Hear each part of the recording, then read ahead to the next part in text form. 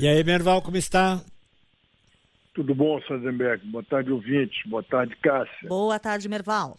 Merval, nosso tema é a capa da revista, da importante revista Economist, revista sediada em Londres, nos Estados Unidos, mas também tem uma seção importante nos Estados Unidos e tem a capa mundial, capa para as Américas. Bom, o fato é que nós estamos recebendo aqui a capa, do Economista dessa semana. A capa é o que o Brasil pode ensinar para a América e o subtítulo é o julgamento de Jair Bolsonaro. A capa mostra o presidente com um rosto sombrio, meio com algumas cores verde e amarelo, mas com aquele... Como é que seria aquele... Esse é um capacete, mas é um capacete que tem ali 2 chifres, que foi usado por um viking, perfeito, Merval. Exatamente. Que foi usado por um dos homens que invadiu o Capitólio nos Estados Unidos e acabou ficando muito caracterizado e muito atrelado àquele episódio, né? E o que a revista diz é que o julgamento, que todo esse processo aqui do Brasil é um exemplo para a democracia, para a recuperação de nações afetadas pela febre populista, incluindo aí os Estados Unidos. Merval, diga. Eu acho que a Economist está um pouco naif, não é? Um pouco ingênua. Sei.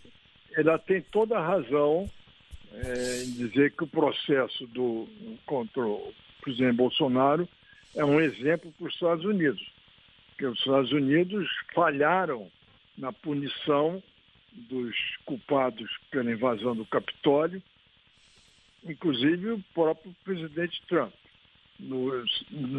Pelas leis brasileiras, o Trump não seria nem candidato a presidente, quanto mais presidente eleito, né?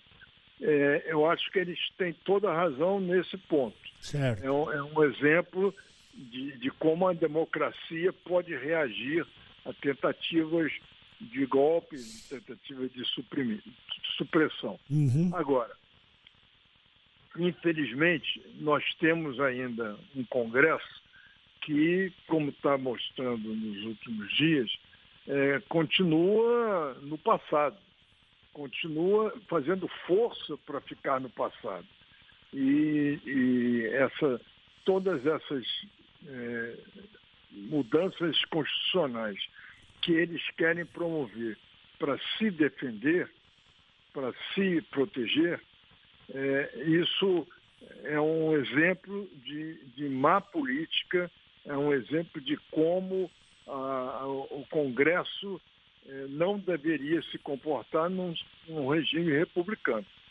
Agora, nos Estados Unidos, a gente tem essa questão no governo Trump, antes não era assim, que é um governo autoritário e não há reação da sociedade, uma reação à altura do estrago que ele está fazendo. Aqui no Brasil, a sociedade ainda reage muito a essas tentativas de distorção da democracia. É o que está acontecendo agora aqui. A gente, diante dessa tentativa de blindagem, que eles vão acabar conseguindo, eles estão sendo expostos claramente pela imprensa, pela opinião pública, nos debates, nas críticas, nas redes sociais. Então, aqui, a nossa democracia, embora tenha muitos defeitos, ela é mais viva do que está se mostrando nos Estados Unidos. Nos Estados Unidos, é surpreendente a falta de reação das instituições, a falta de reação da opinião pública. É uma coisa que está começando a aparecer de vez em quando, por exemplo, mas, por enquanto, o Trump faz qualquer coisa e a justiça abona, porque ele tem o controle da Corte Suprema, tem a maioria de conservadores.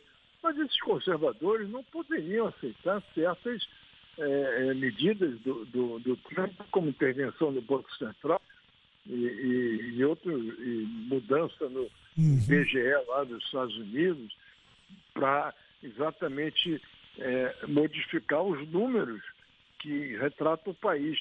Aqui no Brasil já houve tentativas de mudar critérios de medição de inflação e tal, e foi rejeitada, e foi denunciada, e não foi aceita. Lá está passando tudo, está passando a boiada toda. Não sei até quando isso vai acontecer, mas embora a gente tenha um Congresso que é muito disposto a ficar no passado e acatar a irregularidade e tal, a gente tem uma sociedade civil muito forte e muito empenhada em barrar essas tentativas de superar a democracia. Embora não se consiga sempre, né? Não é uma possibilidade. Agora,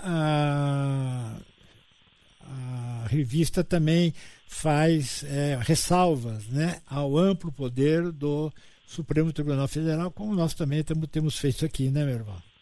Exatamente. O Supremo é um caso paradoxal, porque ao mesmo tempo que ele é o defensor da democracia e foi fundamental para defender a democracia no governo Bolsonaro, ele hoje está passando dos seus limites e dando margem a que a extrema-direita acuse o Supremo de estar agindo com viés político a favor do Lula contra o Bolsonaro. O Supremo, desde o mensalão, passou a ser um player político fundamental no país. Ele definiu a eleição do Bolsonaro em 2018, caçando a candidatura do Lula, definiu a eleição, definirá a eleição agora em 2026, caçando a candidatura do Bolsonaro. Então, é um Supremo que age muito no cotidiano da política e acaba se envolvendo nela. Isso é muito ruim, é muito perigoso para a democracia. Tá certo. Bom, de todo modo, pelo que diz a revista, nós estamos melhor que nos States, né? Mas estamos o que é no mínimo curioso, é um paradoxo, inclusive no caso do Banco Central, né? Lá no Banco Central nós estamos tendo uma briga do presidente com uma diretora, o presidente da República demite o diretor, a diretora diz o seguinte: eu não saio. Não, e o presidente já estava tentando até hoje tirar o presidente do Banco Central. Exatamente. E como o Lula fez, né? Aqui. Só que o Banco Central aqui, a autonomia do Banco Central, prevaleceu o tempo todo, né? Lá está prevalecendo aos trancos e barrancos. Vamos ver o que vai acontecer.